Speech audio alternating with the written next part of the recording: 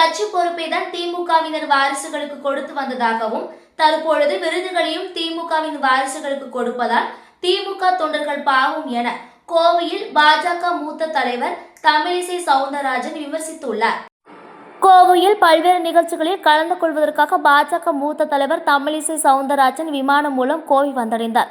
கோவை விமான நிலையத்தில் செய்தியாளர்களை சந்தித்த அவர் சிபி ராதாகிருஷ்ணன் துணை குடியரசுத் தலைவராக தேர்ந்தெடுக்கப்பட்ட பிறகு அவர் வெற்றியடைந்த முதல் தொகுதிக்கும் அவர் வாழ்ந்து கொண்டிருந்த பகுதிக்கும் நான் வந்திருக்கிறேன் என்று தெரிவித்தார். தமிழரை துணை குடியரசுத் தலைவராக ஆக்கியிருக்கிறோம், பெருமையோடு நாங்கள் நின்று கொண்டிருக்கிறோம் என்றும், அதே சமயம் தமிழ்நாட்டில் தமிழ் இனத்திற்கு துரோகம் செய்தார்கள் என்று ஒரு கட்சி ஆட்சி செய்து கொண்டிருப்பதாகவும் அவர்களுக்கு தமிழ் மக்கள் தான் ஓட்டு போட்டு இருக்கிறார்கள் என்றும் திமுகவை சுட்டிக்காட்டிய அவர் தமிழருக்கு எந்த ஒரு ஆதரவையும் கொடுக்காததை வரலாறு மன்னிக்காது என தெரிவித்தார். முப்பெரும் விழா நடத்தினாலும் நாப்பெரும் விழா நடத்தினாலும் இனிமேல் உங்களுக்கு வெளியேற்றம் தான் என தெரிவித்தார். No re entry for DMK என்று தெளிவாக கூற முடியும் என தெரிவித்தார். நீதித்துறை அமைச்சர் நிர்மலா சீதாராமன் பிரதமர் மோடியின் வழிகாட்டுதலின்படி ஜிஎஸ்டி என்ற பொருளாதார புரட்சியை ஏற்படுத்தி உள்ளதாகவும் அதற்கு ஒரே இடத்திலாவது நன்றி கூறினார்களா என கேள்வி எழுப்பினார். யார் எதிர்த்தாலும் நாங்கள் தான் ஜெயிப்போம் என்று செந்தில் பாலாஜி கூறுகிறார். அதற்கு 200 என்பதை குறிப்பிடுகிறார் என்பதை சுட்டிக்காட்டிய தமிழிசை சவுந்தரராஜன் உங்களுக்கு 200, 300, 400 என்பது பழக்கமான ஒன்றுதான் என்று தெரிவித்த அவர் அதனால் தான் நீங்கள் தோக்கவும் போகிறீர்கள் என்று கூறினார். ஜிஎஸ்டி எதெல்லாம் குறைந்து உள்ளது என்பது பற்றி முதலமைச்சர் ஸ்டாலின் ஷாப்பிங் என்று மத்திய அரசுக்கு நன்றி தெரிவித்தால் நன்றாக இருக்கும் என நினைக்கிறேன் என கூறினார். உதயநிதி ஸ்டாலின் செங்கலை தூக்கி கொண்டிருக்கிறார், நாங்களே செங்கோலை வைத்து கொண்டிருக்கிறோம் என கூறிய அவர் செங்கலை எல்லாம் இனி புடுங்க முடியாது என்றும் மதுரை எய்ம்ஸ் மருத்துவமனை நிறைவடையும் தருவாயில் உள்ளதாக தெரிவித்தார். பல்வேறு பஞ்சாயத்து தேர்தல்கள் நடைபெறாமல் இருக்கிறது என கூறிய அவர் முதலில் பஞ்சாயத்து உரிமைகளை பெற்று தாருங்கள், பிறகு மாநில உரிமைகளை பற்றி பேசலாம் என தெரிவித்தார். காந்தி என்ற பெயரை திருடி வைத்து உள்ளது யார் என்ற கேள்வி எழுப்பினார். மிஷின் வைத்தாலும் வாக்குச்சீட்டு வைத்தாலும் பாஜக தான் வெற்றி பெறும் என்றும் நாங்கள் வாக்குச்சீட்டு திருட்டினால் வெற்றி பெறவில்லை, உழைப்பினால் வெற்றி பெற்றுள்ளோம் என தெரிவித்தார். எனவே தமிழ்நாட்டிலும் வாக்குச்சீட்டு சீர்திருத்தம் வர வேண்டும் என்றுதான் நினைப்பதாக கூறினார். திமுக வெற்றி பெற்று வந்ததும் மேலே சென்றவர்களால் தான் என மறைந்த மூத்த தலைவர்களை மறைமுகமாக சுட்டிக்காட்டிய அவர் லிஸ்டை சராசரியாக வைத்து கொண்டுதான் ஓட்டு போடுவார்கள் என்றும் இனிமேல் அதையெல்லாம் முடியாது, எனவே தமிழ்நாட்டில் வாக்குச்சீட்டு சீர்திருத்தம் தமிழகத்தில் வர வேண்டும் என தெரிவித்தார். செந்தில் பாலாஜி சொல்றார், யார் வந்தாலும் யார் எதிர்த்தாலும் நாங்க தான் ஜெயிப்போம், ஏனென்றால் எங்களுக்கு 200, உங்களுக்கு தான் 200னா ரொம்ப பழக்கமான ஒண்ணுதான். அது மாதிரி 400, 200, 300லாம் எங்களுக்கு ரொம்ப பழக்கமான ஒண்ணுதான். அதனால மில்லின்றது மட்டும் நான் சேர்க்கல, அவ்வளவுதான். அதனால செந்தில் பாலாஜிக்கு 100, 200லாம் ரொம்ப பழக்கம்தான். ஆனா அதனாலதான் நீங்க தோக்க போறீங்க. பெறுவோம் 200, படைப்போம் வரலாறு இல்ல, 200, 300 எம்எல்ஏ தான் நீங்க தோக்க போறீங்க. அதனால நீங்க வரலாறுலாம் படைக்க முடியாது. என்னை பொறுத்த மட்டில் அண்ணன் ஸ்டாலினுக்கு ஷாப்பிங்லாம் போறது ரொம்ப இஷ்டமான ஒரு விஷயம். அதனால ஜிஎஸ்டியில எந்தெந்த கடையில எதெல்லாம் குறைஞ்சிருக்கு அப்படின்னு சொல்லி ஒரு ஷாப்பிங் போயிட்டு இதெல்லாம் மத்திய அரசுக்கு நன்றி அப்படின்னு சொன்னா நல்லா இருக்கும் அப்படின்னு நான் நினைக்கிறேன். ஏன்னா இன்றைய காலகட்டத்தில் பிஜேபி எந்த விதத்திலும் வந்துவிடக்கூடாது. அடக்குமுறை நடக்கிறது. எங்க அடக்குமுறை நடக்குது? திணிக்கிறார்கள். எதை திணிக்கிறார்கள்? ஆக இன்னைக்கு உலகம் முழுவதும் பாராட்டும் மரியாதைக்குரிய பாரத பிரதமர் மோடி அவர்கள் நிச்சயமாக, நான் ஏற்கனவே சொன்னேன், தம்பி உதயநிதி செங்கல்ல தூக்கிட்டு போன எலெக்ஷன்ல திரிஞ்சார். நீங்க செங்கல்ல தூக்கிட்டு திரிங்க, நாங்க செங்கோலை சட்டமன்றத்தில் நிறுவோம், உங்க செங்கல் உங்களுக்கு வச்சுக்கோங்க, செங்கோல் எங்களுக்கு வச்சுக்கிறோம். இனிமேல் செங்கல் எல்லாம் எதுவும் பிடுங்க முடியாது. ஏன்னா மதுரை எய்ம்ஸ் நிறைவடையும் நிலையில் இருக்கிறது. இன்னைக்கு வர்றபோதான் படிச்சேன், 127.5 கோடி ரூபாய் உள்ளாட்சிக்காலுக்காக மத்திய அரசு ஒதுக்கிறது. பல பஞ்சாயத்து தேர்தல் நடைபெறாமல் இருக்கிறது. ஆக பஞ்சாயத்துகளின் உரிமையை பற்றி தாருங்க, அப்புறம் மாநில உரிமையை பற்றி பேசலாம். இதுதான் எனக்கு கருத்து. கரண் வந்துட்டாரு இபிஎஸ், அமித்ஷா கூட வந்து இபிஎஸ் கரண் நடத்திட்டாரு.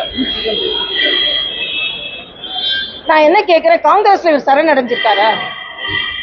23 வயதில் நான் அவசர நிலையை எதிர்த்து போராடினேன் அப்படின்னு சொல்றாரு. யார் கூட கூட்டணி வச்சிருக்கீங்க? அப்ப நான் கேட்கிறேன், காங்கிரஸ்ல சரணடைஞ்சிருக்கீங்களா? அது மாதிரி கச்சத்தீவை எப்போ கொடுத்தீங்க? உங்க மேல ஊழல் குற்றச்சாட்டு வந்த உடனே சரணடைந்து நம்ம பகுதியில் ஒரு பகுதியை தூக்கி கொடுத்தீங்க. இன்னைக்கு கூட மீனவர் பிரச்சனை அதனால தான் இருந்து கொண்டு இருக்கிறது. அதனால நேற்றைய தினம் நான் பார்க்குற இந்த முப்பெரு விழால ஒரு பதற்றம் தெரிகிறது.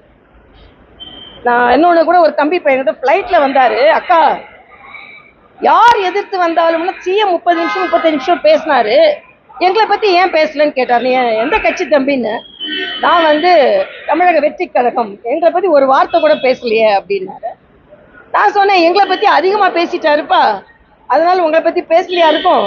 ஆனால் இன்னைக்கு எதிர்க்கிறது எல்லாரும் தான் எதிர்க்கிறோம், அதனால அவங்க வீட்டுக்கு போகிறது உறுதி, கவலைப்படாதுங்க அப்படின்னு நான் சொன்னேன். தமிழக வெற்றி கழக விஜய் டார்கெட்டை பிஜேபி நான் அதனால தான் தெளிவாக சொல்லிட்டேன். இது நடக்கிறது சட்டமன்ற தேர்தல் இல்லையா, நடக்கிறது அசம்பிளிக்கான தேர்தல். மாற்றம் எங்க வர வேண்டும்னா திமுகவில் தான் மாற்றம் வரணும். அதனால தம்பி விஜய் இப்போ ஏதோ பேச்சுக்கு நம்ம திமுக மட்டும் சொன்னா நம்மளை யாரான்னு ஏதாவது நினைச்சுக்குவாங்க, அதனால கொஞ்சம் எதுக்கு பிஜேபி இழுத்துக்கலாம உங்களோட எதிர்ப்பை திமுகவை தீவிரமாக காமிக்க வேண்டும்ன்றது எனது கருத்து.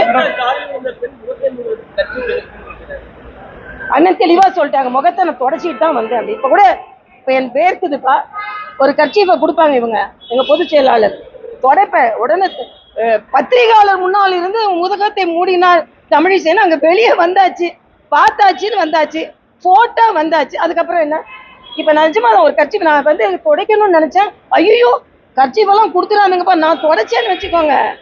முகத்தை மூடினார் தமிழிசை எங்க பத்திரிகையாளர் முன்னால் வச்சு. என்னத்துலலாம் அரசியல் செய்யணும் இல்லையா? உங்களோட ஊழலை மறைங்க. 7 அமைச்சர் மேல ஊழல் குற்றச்சாட்டு. எனக்கு எல்லாத்தோட திருப்பி என்னன்னா, செந்தில் பாலாஜி மிக சிறப்பாக ஒரு மாநாடு அளவிற்கு முப்பெரும் விழாவை நடத்தினார். அவர் நடத்துவாரு, எவ்வளவு நாள் வெளியே இருக்க போறாரு? யார் நடத்துறா? ஊழல் குற்றச்சாட்டு. அதே கேள்வி கேட்கிறேன், இந்த செந்தில் பாலாஜி மீது ஏன் வழக்கு போட்டீங்க? இன்னைக்கு அவரை பாராட்டுறீங்க. அதனால சும்மா அண்ணன் ஸ்டாலின் பேசிக்கொண்டே இருப்பார். கம்யூனிஸ்டுகள் எதிர்த்து போராட போறாங்களாம். ஏன்னா அவங்களுக்கு தொழிலாளர் நலன் பாதுகாக்கப்படவில்லை. யார் கூட நீங்க இருக்கிறீங்க, எதுக்கு எதிர்த்து போராடுறீங்க? கூட்டணியை விட்டு வெளியே வருவோம் என்று சொல்லுகின்ற தைரியம் உங்களுக்கு இருக்கா?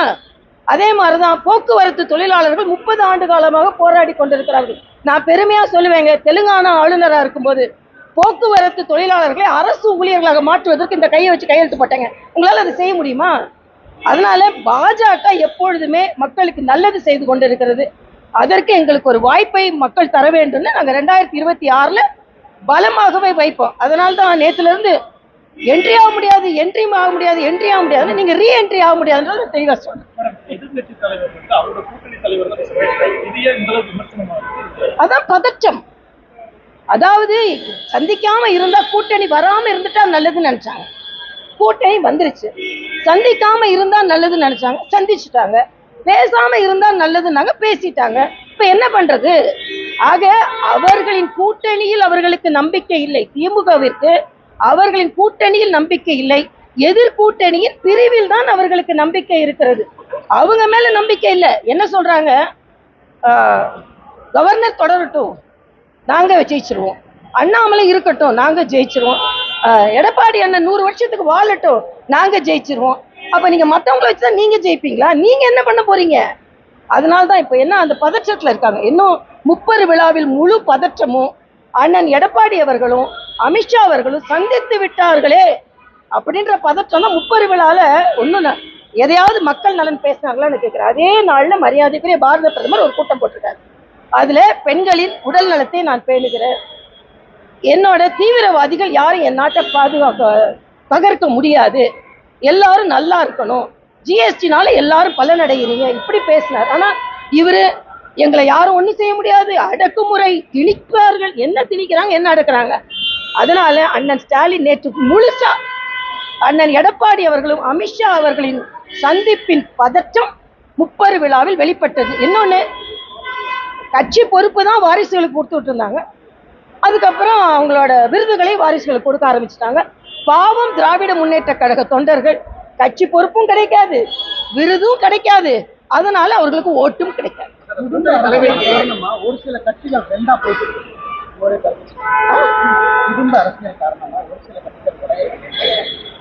இல்ல அதுல உட்கட்சியில் சில பிரச்சனைகள் இருக்கிறது. அது வந்து கட்சி போராட்டம் என்று வருவதை விட பாச போராட்டம் நான் நினைக்கிறேன். பாமகவை தான் கேட்குறீங்க நீங்க, அது சரியாயிடும் நான் நினைக்கிறேன். அதே மாதிரி இந்த வனத்துறையை எதிர்த்து எங்கள் கட்சி வந்து ஒரு போராட்டம் நடத்துவதா இருந்தாங்க. இந்த ஒரு ஆனைக்கட்டியில, இந்த ஆனைக்கட்டியில பல ரிசார்ட்ஸ் கட்டப்பட்டு அது வந்து மிருகங்கள் வாழ்ற இடத்துல இவங்க வாழ்ந்தாங்கன்னா மக்கள் வாழ்ற இடத்துல மிருகங்க வந்துருது. அப்போ இவங்க வந்து மிருகத்தோட இடத்த இவங்க பிடிச்சிட்டாங்கன்றதுக்காக மக்களோட இடத்த நாம பிடிப்போம். மிருகங்கள் வெளியே வரும் பொழுது ஆனைக்கட்டியிலிருந்து ஆனைங்க உள்ள வந்துருது. இதை தடுக்காமல் இதை வந்து இன்னைக்கு ஆர்ப்பாட்டம் நடத்துறதா இருந்ததுன்னு நினைக்கிறேன். காலையிலிருந்து எனக்கு காவல்துறை ஆர்ப்பாட்டத்துக்கு போறீங்களா, கோயம்புத்தூருக்கு எதுக்கு போறீங்க, ஏன்னா ஒரு வாட்டி மெட்ரோவில் போய் நான் ஆர்ப்பாட்டத்தில் கலந்துக்கிட்டதுனால ஃப்ளைட்டில் வந்து ஆர்ப்பாட்டத்தில் கலந்துக்கிற போல இருக்குன்னு. ஏன் அந்த பதற்றம்? ஆனைக்கட்டியில் ஆணைகளுக்கும் மிருகங்களுக்கும் வழிவிடுங்கள், உங்களோட ஆக்கிரமிப்புகளை அதில் நடத்தாதீர்கள், செய்யாதீர்கள் என்று மாநில அரசையும் வனத்துறையை நான் கேட்டுக்கொள்கிறேன். எதுக்கு? இதை விட ஜோக் எங்கேயும் கிடையாதுங்க. உச்ச நீதிமன்றம் சொல்லியாச்சு. அவங்க தேர்தல் துறை, தேர்தல் உயர் அதிகாரி, நாங்கள் வெளிப்படையாக நாங்கள் தேர்தல் லிஸ்ட்டை வச்சுட்டோம், மக்கள் அதில் வெரிஃபை பண்ணி எங்களுக்கு சொல்லிட்டாங்க அப்படின்னு சொல்லும்போது எதை நீங்கள் சொல்கிறீங்க? நான் கேட்குறேன், காந்தின்ற பேரை திருடி வச்சுருக்கிறது யாரு? அதனால இனிமே வந்து வாக்கு திருட்டு, வாக்குச்சீட்டு அதெல்லாம் இன்னொன்று சொல்கிறாங்க. பஞ்சாயத்து தேர்தலில் வாக்குச்சீட்டு வேணும்னு கேட்டிருக்காங்களாம். தெலுங்கானால வாக்குச்சீட்டில் தாங்க நடந்தது. அதில் பிஜேபி அனைத்து இடத்துலையும் வெற்றி பெற்று இருக்குது. அதனால நீங்கள் மிஷின் வச்சாலும் சரி, வாக்குச்சீட்டு வச்சாலும் சரி, பிஜேபி வெற்றி பெறும். ஏனென்றால் நாங்கள் வாக்குச்சீட்டு திருட்டினாலும் வெற்றி பெறலை, உழைப்பினால் வெற்றி பெறுகிறோம். அதுதான். அதனால இன்னைக்கு தமிழ்நாட்டில் கூட அந்த சீர்திருத்தம் வரணும்னு நினைக்கிறேன். ஏன்னா திமுக ஜெயிச்சு கொண்டிருந்ததே மேலே போனவங்களால தான். திமுக மேலே போனது மேலே போனவங்களால தான். ஏன்னா அவங்க தான் அந்த லிஸ்ட் கரெக்டாக வச்சு ஓட்டு போடுவாங்க. இனிமேல் அதெல்லாம் முடியாது. அதனால தேர்தல் சீர்திருத்தம் தமிழ்நாட்டில், வாக்குச்சீட்டு சீர்திருத்தம் தமிழகத்தில் வரணும்னு நான் நினைக்கிறேன்.